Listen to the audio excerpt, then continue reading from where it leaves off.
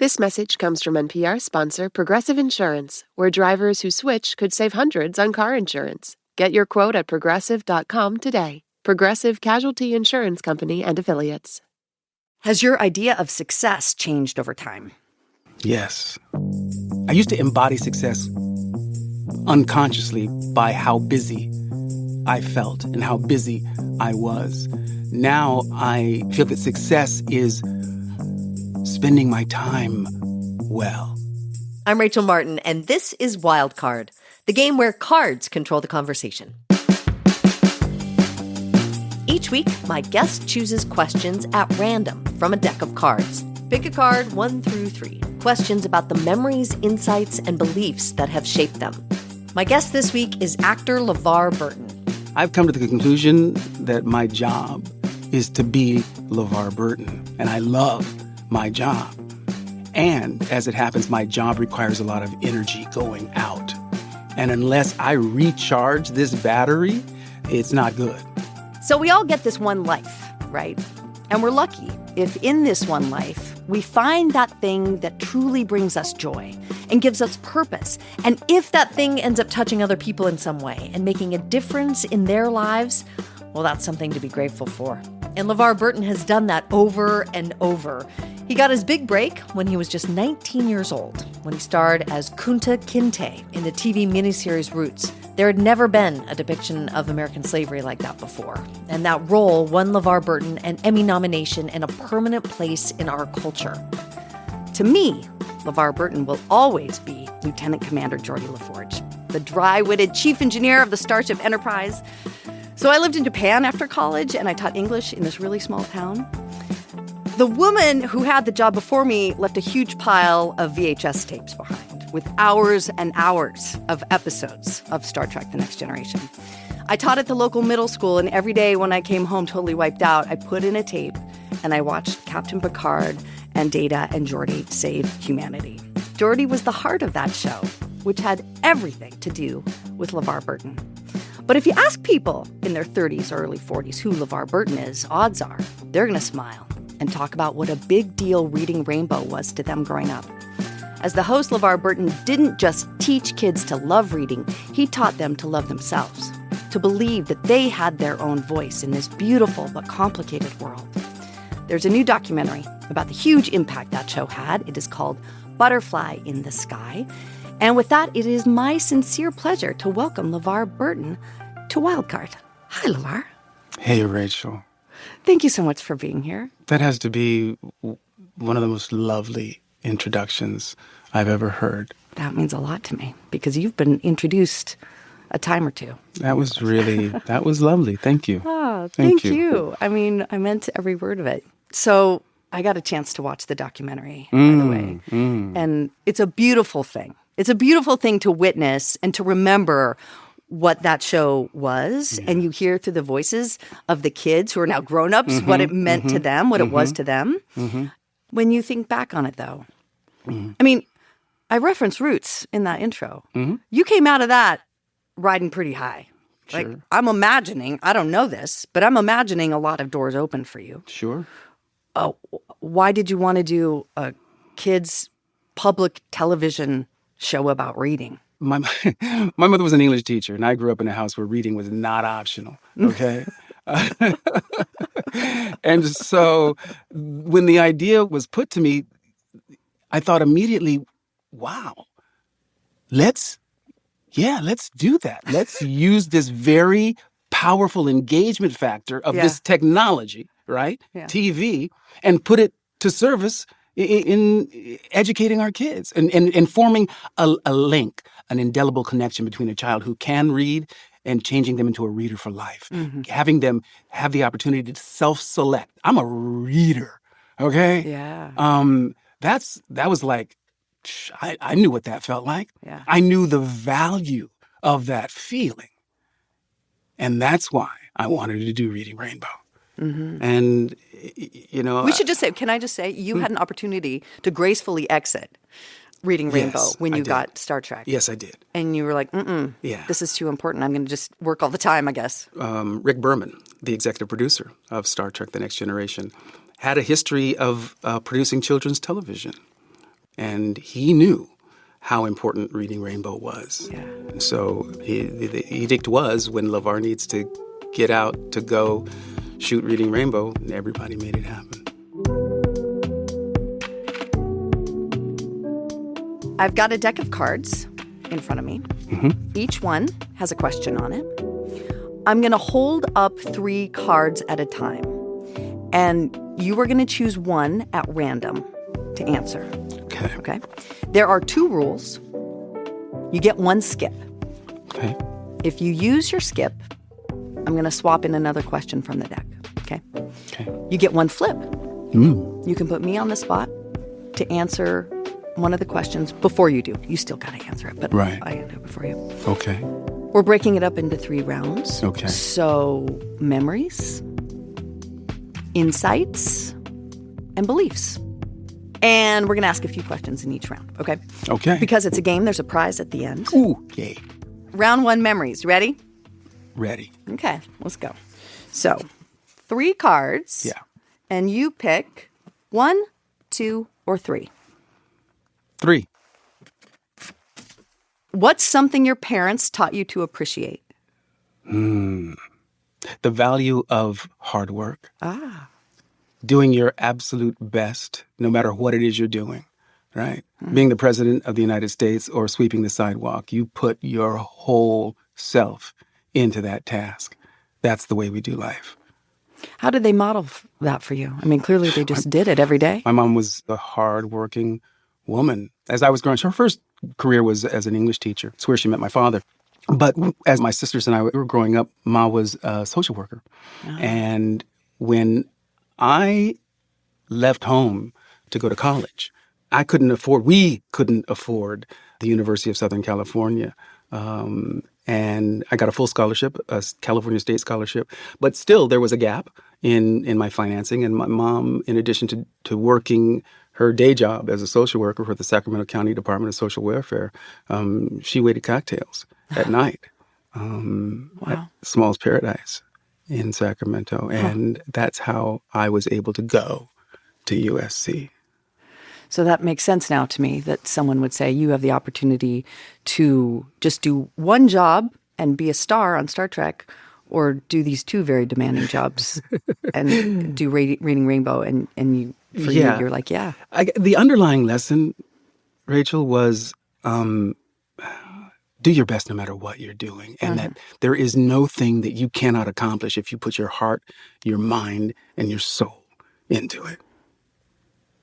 I love that. You're LeVar Burton, so I believe whatever you say. It's a special power. Don't abuse it. But it just carries more weight coming from you. This is Irma Jean's wisdom. Oh. Every time I have the opportunity to speak my mother's name in public, I do. Oh, yeah. Irma Jean Christian. That was that woman's name.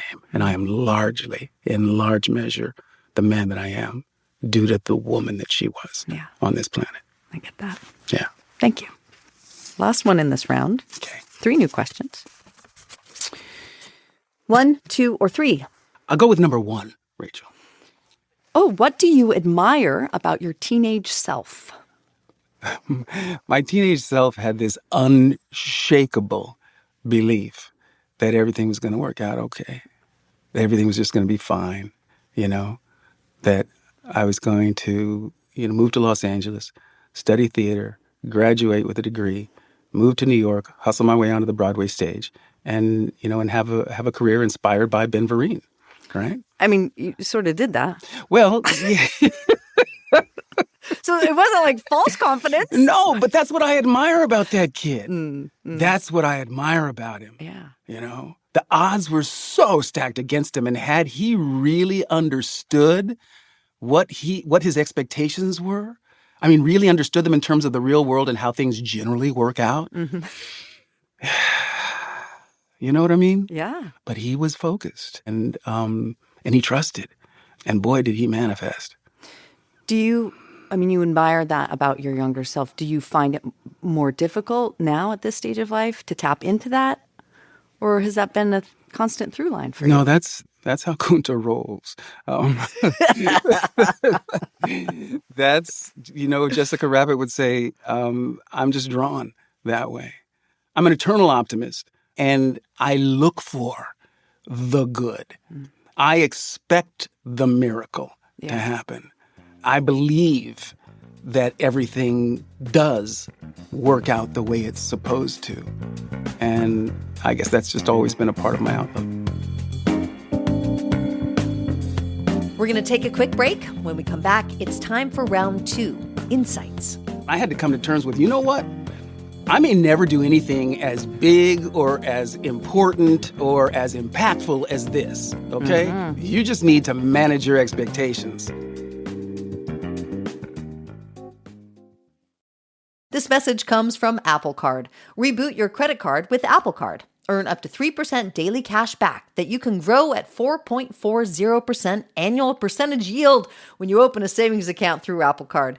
Apply for Apple Card in the Wallet app on iPhone. Subject to credit approval. Savings is available to Apple Card owners, subject to eligibility. Savings in Apple Card by Goldman Sachs Bank USA, Salt Lake City branch. Member FDIC. Terms and more at applecard.com.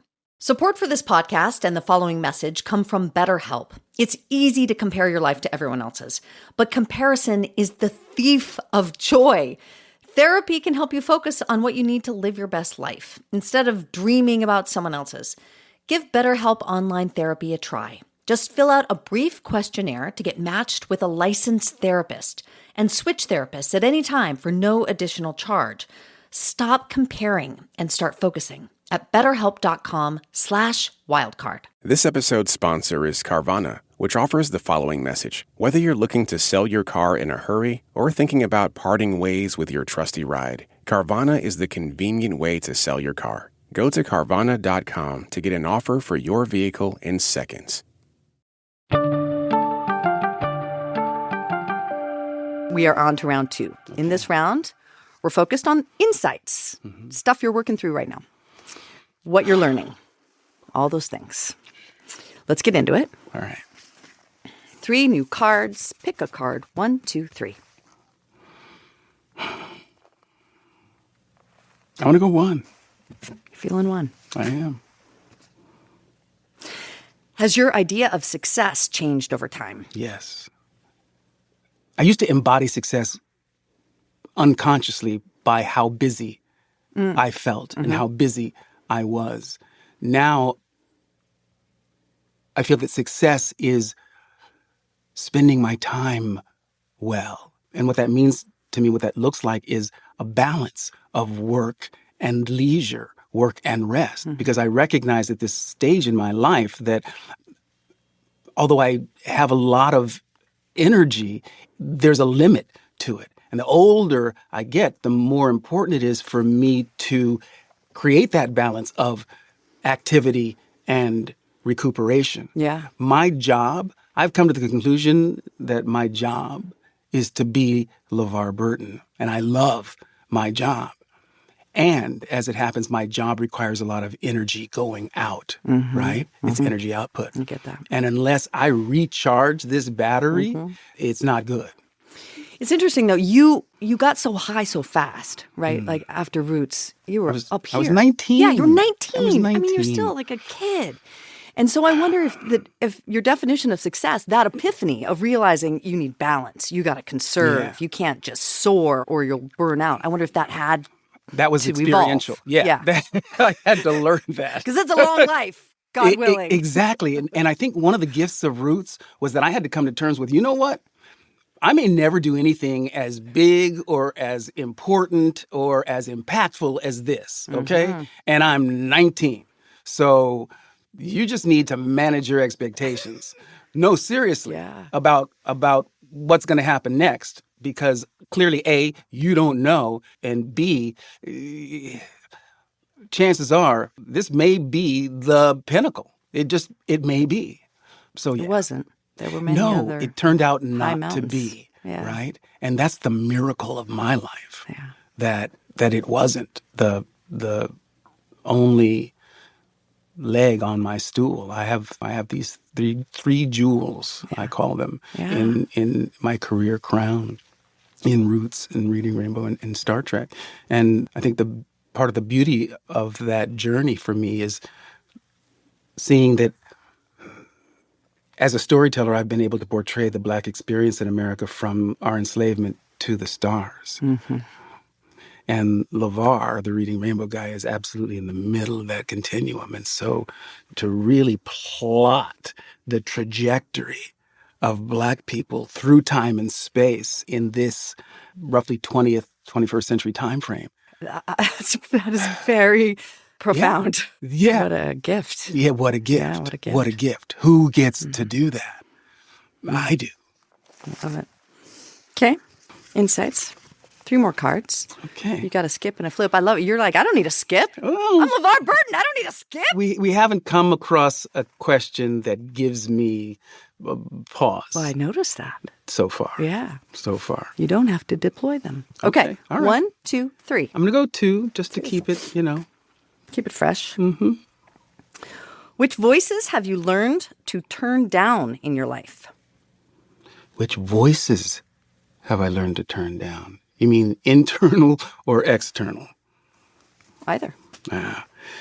The internal voices that I'm trying to turn the volume down in my life are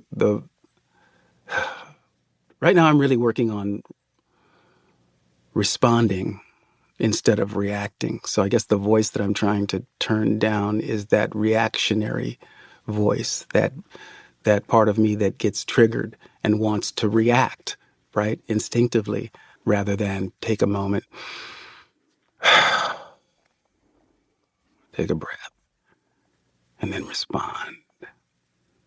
Maybe it's your public persona, but I feel like that's all you ever do. It is hard. I know you're going to be annoyed by this, but it is hard to imagine you getting really pissed off about something. Oh my getting really God, angry. You could not be more wrong. When's the last time you got really mad? I'm serious. Like really mad? Yeah, like really mad. You don't have to tell on anyone, but what was the circumstance? It's an ongoing thing in my world. We live in a house that has 2 small dogs, and these dogs are genetic siblings. They come from different litters, but they have the same mother and father. And they almost share a nervous system. Are you about to tell me you get really irrationally mad at your dogs? I get irrationally mad at the chaos. Yeah. It's the chaos. It is the absence of peace in my environment that triggers me. Right. I mean, you are a parent. You did have children. Yeah. You raised them. Yeah. It's chaos. Yeah. Yeah. And at this stage in my life, I believe I deserve peace, right? I've done chaos, right? But I'm still doing chaos in order to train me to not react. Yeah. And when I master that, the chaos will not matter. We've got another quick break. When we come back, LeVar talks to me about how his conception of God has changed over time. As my world expanded and as my thirst for a deeper understanding of the world expanded, so did my idea of God expand.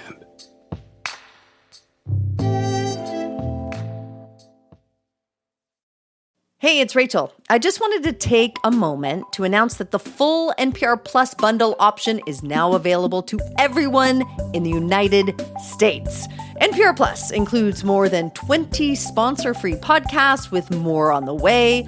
Some shows, like Wildcard, have bonus episodes, and others have archive access or early access. The bundle also includes extra perks, like exclusive podcasts and discounts for the NPR Shop and NPR Wine Club. The NPR Plus bundle is a better deal by design. You get all the perks for one recurring donation of $8 a month, only $96 a year, and more of your donation goes directly to support public media. So, if you want to make a bigger impact and get more in return, who doesn't? Visit plus.npr.org and select the bundle option today. That's plus.npr.org. And thanks. This message comes from NPR sponsor Shopify. Shopify is the global commerce platform that helps you sell at every stage of your business. From the launch your online shop stage to the first real life store stage, all the way to the did we just hit 1 million orders stage? Shopify's there to help you grow. Sell without needing to code or design. Just bring your best ideas and Shopify will help you open up shop. Sign up for a $1 per month trial period at shopify.com/NPR. This message comes from NPR sponsor Lisa. Good sleep should come naturally, and with the new Natural Hybrid mattress, it can. A collaboration between Lisa and West Elm, the Natural Hybrid is expertly crafted from natural latex, natural wool, and certified safe foams to elevate your sleep sanctuary and support a greener tomorrow. Plus, every purchase helps fuel Lisa's work with shelters and those in need. Visit lisa.com to learn more. That's LEESA.com. Support for this podcast and the following message come from the NPR Wine Club, which has generated over $1.5 million to support NPR programming. Whether buying a few bottles or joining the club, you can learn more at nprwineclub.org/podcast. Must be 21 or older to purchase.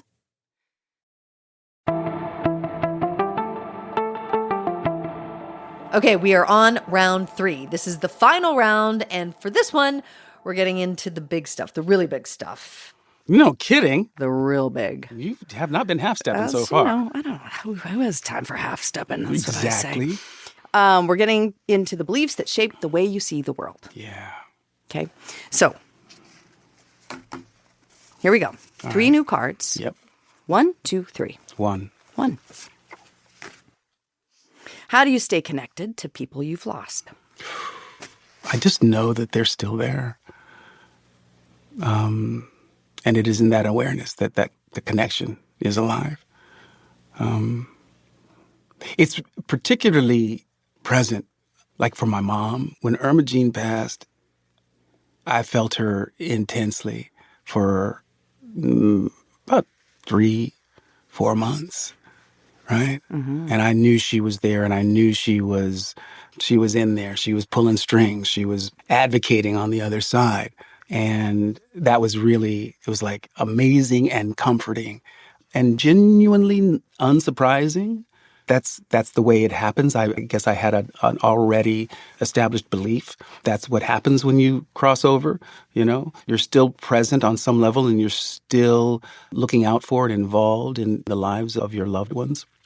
And that is, in fact, part of the task that we're presented with when we cross over. So that was really comforting to feel. And even though I don't feel it as intensely on a visceral level, I still know that she's there. May I ask you to share, is there a particular ritual?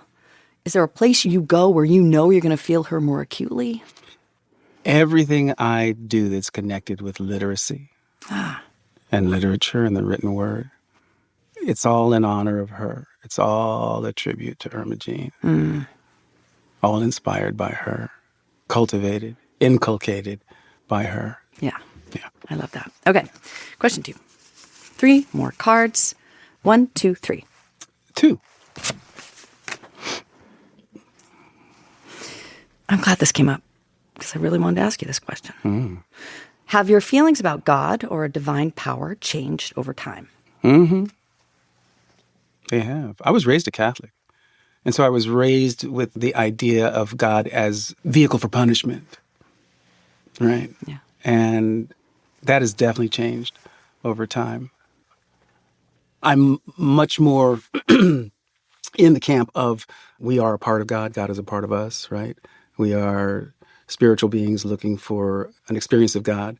We are actually God beings having human experience. And that just makes sense to me, that we are a part of the all there is. This cosmos is about mystery and infinity, and those concepts are as vast as God is. And I guess for me, it makes more sense. It's comforting to me to feel like that I am a part of that. Mm-hmm. Not apart from, not separated from, but... And the ambiguity is okay. It is not unsettling to you. Yeah, not at all. Not at all. Faith is about reconciling the ambiguity. Yeah, I guess you sort of have had to make peace with that. Yeah, you do. You do. That's the whole rub. Yeah. It is. It is. A belief in the absence of proof is what? Faith. Mm-hmm. So we should just point out for those who don't know, this was going to be your thing. I mean, you were going to go into the priesthood. Yeah, I studied for 4 years. Yeah. Did you And it was that punitive God that at that time, you didn't have this bigger definition. No, I did not. No, it was my concept of God was formed by the catechism of Catholicism and those precepts. And then as my world expanded and as my thirst for a deeper understanding of the world expanded, so did my idea of God expand. Why did that path diverge? Can you tell me about the moment you realized this is not for me?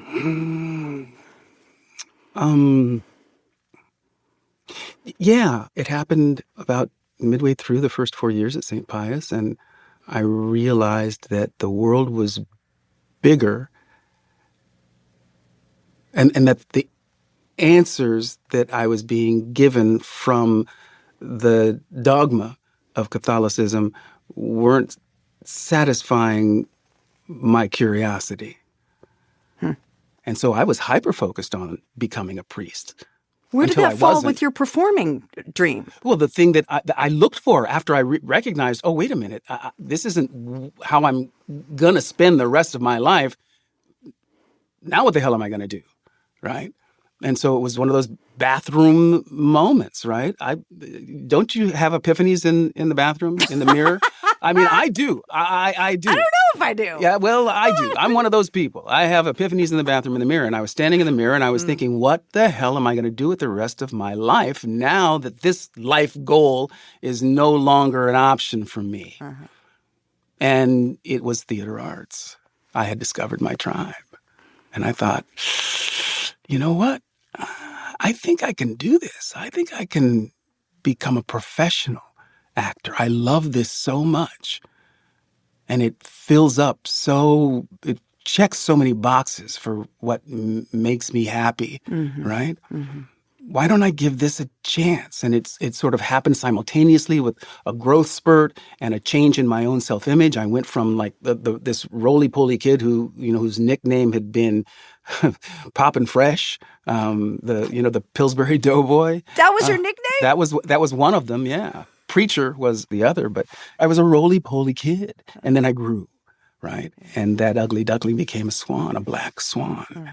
And I thought, I'm gonna see what happens here.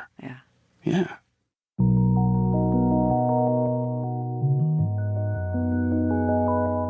So, you will be pleased to know, I'm sure, that you have won. Did I?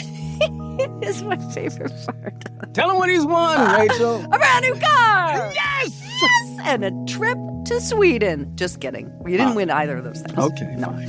But you did win a trip in our memory time machine. Wow. You get to revisit a moment from your past, right here, right now. Okay. This is a moment you would not change anything about. This is just a moment where you would like to sit and spend a little more time in. What do you choose? I have a very natural affinity for the Caribbean. Whenever I'm in that environment, my spirit lines up with my body, right? And I feel at home. I feel nurtured. I feel like everything there is set up for me to operate at peak efficiency and at a level of peace that escapes me when I'm like here in this country. And so the moment of peace that I'm reliving is just the feeling of Barbados. LeVar Burton, acclaimed actor, Emmy Award-winning TV host of Reading Rainbow. You can see him in the documentary Butterfly in the Sky, and those of you missing his reading voice can listen to his podcast. It is a wonderful thing. It's called LeVar Burton Reads. It was such a pleasure. Truly, Rachel, truly. Thank you. I thank you. This was everything that I expected and then some. I'm so pleased. It was. You did not disappoint.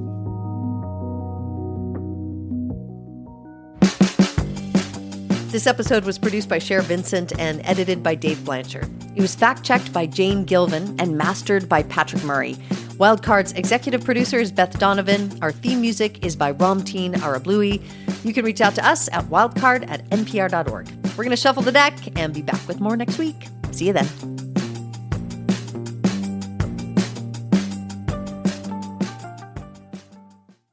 This message comes from NPR sponsor Capital One. Capital One offers checking accounts with no fees or minimums and no overdraft fees. That's banking reimagined. What's in your wallet? Terms apply. See CapitalOne.com/bank. Capital One N.A., member FDIC. Support for NPR and the following message come from Betterment, an automated investing and savings app. CEO Sarah Levy shares why accessibility is central to Betterment's mission. The real innovation for Betterment was taking a set of tools that were used by the ultra wealthy and making them accessible to the average investor. And that includes tax strategies, that includes dollar cost averaging. These are all sort of tricks of the trade. Learn more about automated investing technology at Betterment.com. Investing involves risk. Performance is not guaranteed.